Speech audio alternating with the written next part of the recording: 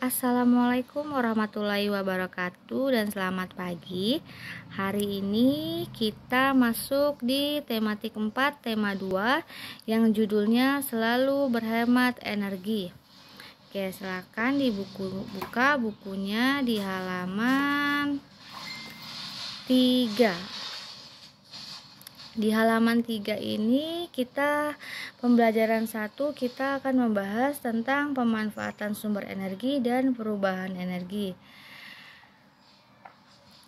Tuhan menyediakan semua kebutuhan manusia. Salah satunya adalah sumber energi yang dapat digunakan dalam berbagai keperluan kita ya. Nah, matahari merupakan sumber energi yang sangat besar atau terbesar buat manusia. Tumbuhan memanfaatkan cahaya matahari untuk membuat makanan. Begitupun juga manusia dan hewan sangat bergantung pada tumbuhan untuk memperoleh makanan.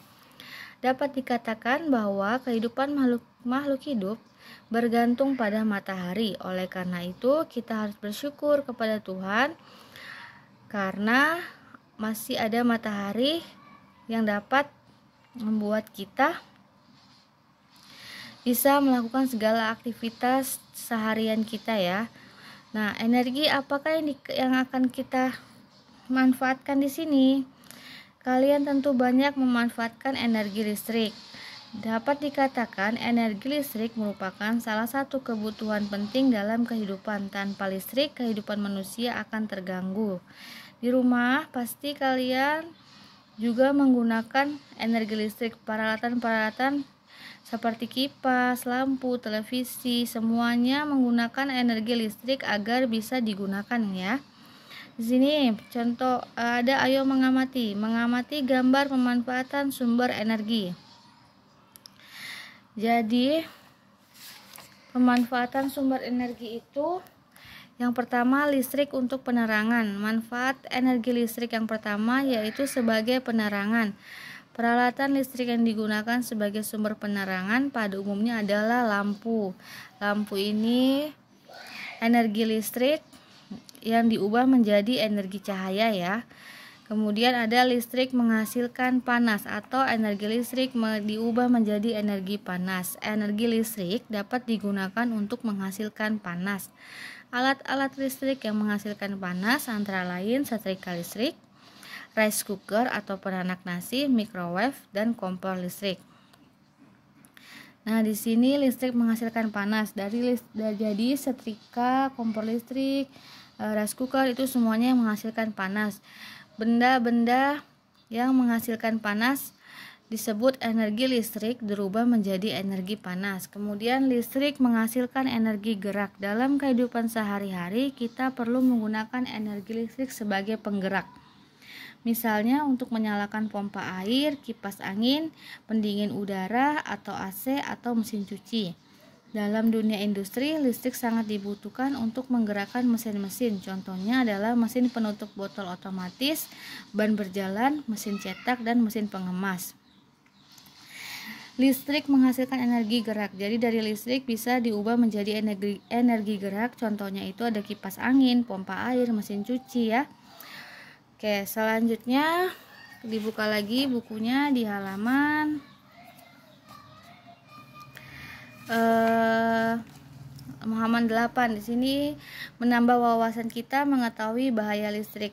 Bahaya listrik. Perhatikan rambu yang ada pada gambar 1.7 ini. Ini adalah rambu bahaya listrik. Biasanya rambu ini terdapat di trafo listrik yang ada di jalanan ya. Artinya bahaya listrik atau listriknya bertegangan tinggi. Nah, bahaya listrik.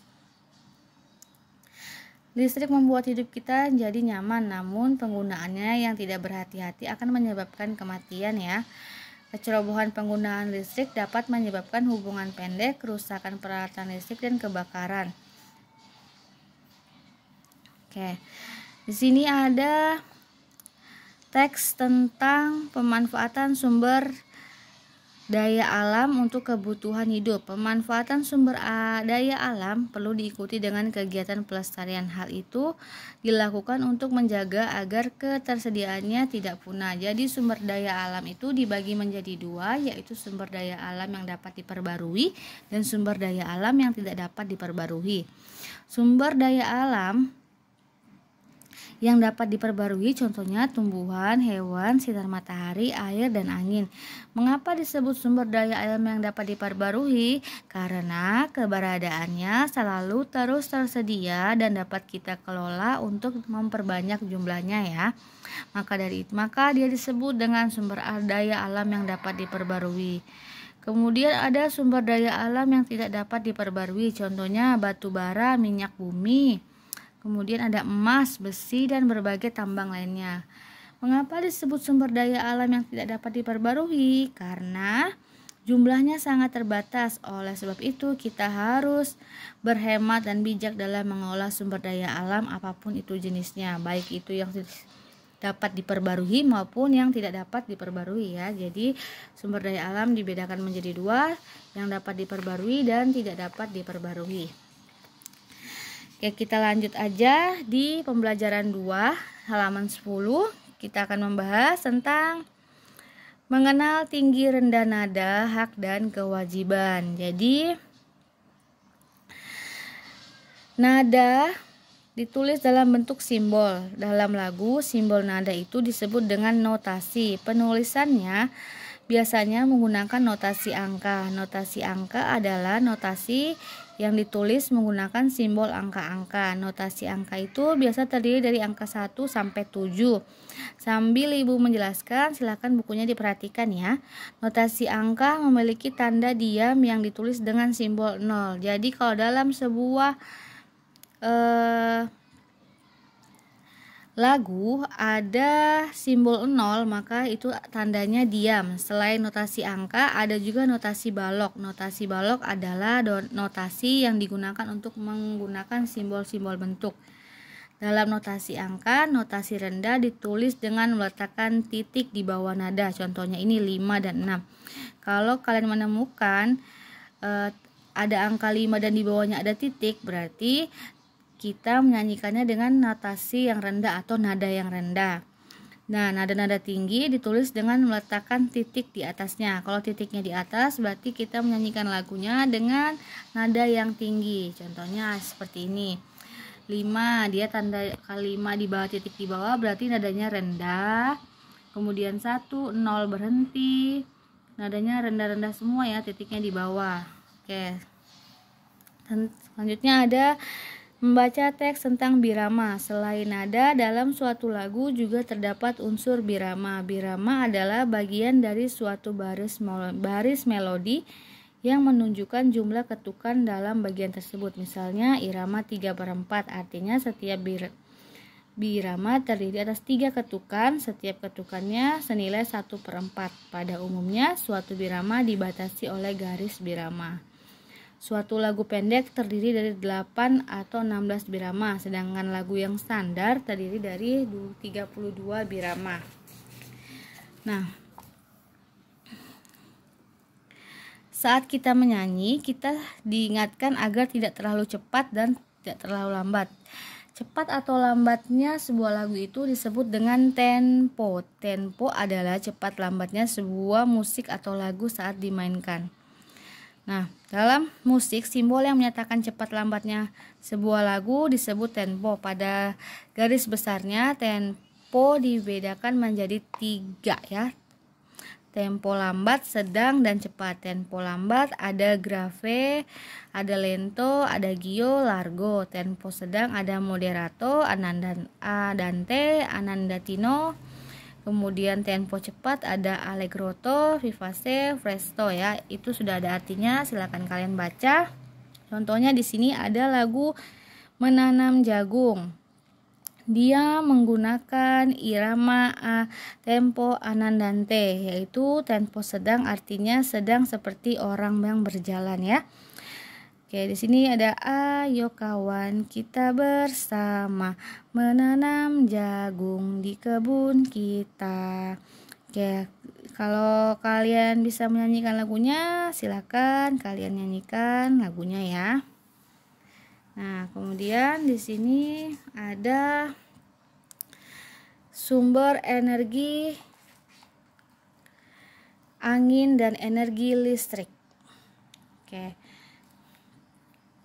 Sumber energi angin itu contohnya seperti kincir angin. Kincir angin banyak digunakan untuk menggerakkan pompa irigasi atau pembangkit tenaga listrik angin ya.